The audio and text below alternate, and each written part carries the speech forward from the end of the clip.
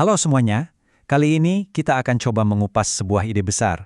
Gimana caranya membangun teknologi di atas pondasi yang kokoh, yaitu integritas. Dan kita akan belajar dari para pemikir hebat di masa lalu. Oke, mari kita mulai dengan satu pertanyaan yang kelihatannya simpel, tapi sebenarnya dalam. Kalau kita ngomongin soal rekayasa atau teknik, sebenarnya apa sih tujuan utamanya? Apa yang kita kejar? Kemungkinan besar, yang kepikiran sama kita ya hal-hal kayak gini. Bikin sesuatu jadi lebih efisien, lebih canggih, atau ya ujung-ujungnya menghasilkan lebih banyak uang. Dan hey, ini semua wajar kok di dunia modern. Tapi, ternyata ada sebuah tradisi pemikiran yang melihat lebih jauh dari itu semua. Tujuannya bukan cuma efisiensi atau profit, tapi sesuatu yang lebih mendasar, integritas. Nah, inilah yang akan kita dalami bersama.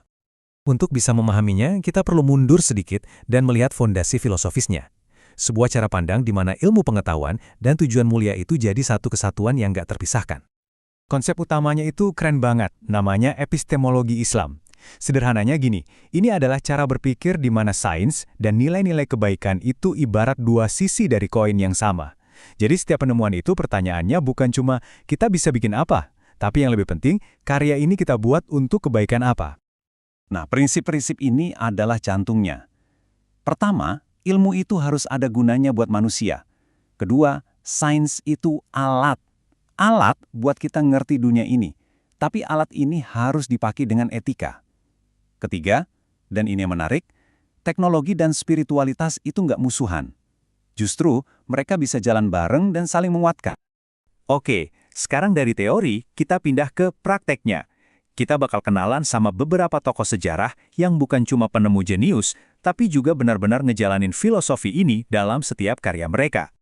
Di sini kita punya 3 nama besar. Pertama, Al-Jazari, seorang insinyur mekanik yang luar biasa.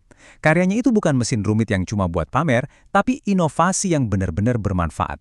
Contohnya, dia menciptakan pompa air canggih untuk irigasi, yang artinya menyediakan air untuk banyak orang.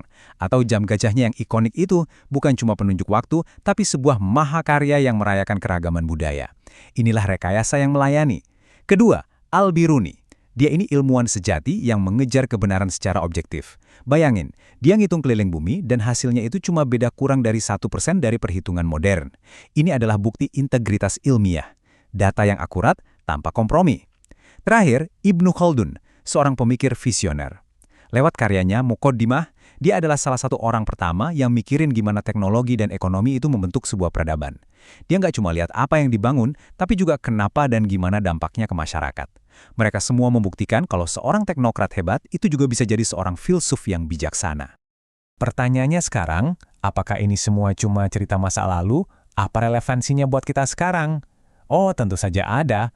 Mari kita lihat gimana warisan ini tetap hidup di industri modern. Faktanya, semangat membangun dengan tujuan dan etika ini masih relevan banget, terutama di bidang kayak teknik perkapalan, di mana keselamatan, keberlanjutan, dan dampak sosial itu jadi pertimbangan yang sangat-sangat penting. Terus, gimana cara kita nerapin prinsip ini sekarang?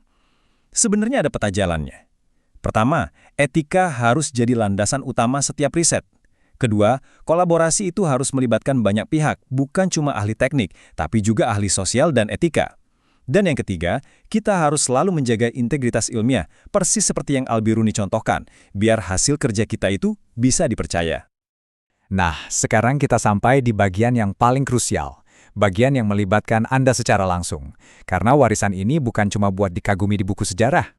Betul sekali, siapapun Anda, entah mahasiswa teknik, insinyur profesional, atau kreator di bidang apapun, Anda adalah bagian dari tradisi ini. Anda adalah penjaga warisan integritas ini.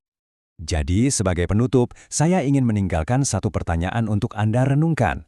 Pertanyaannya bukan cuma apa yang bisa kamu bangun, tapi bagaimana kamu akan membangunnya. Apa kontribusi yang akan Anda berikan pada warisan integritas ini? Coba pikirkan.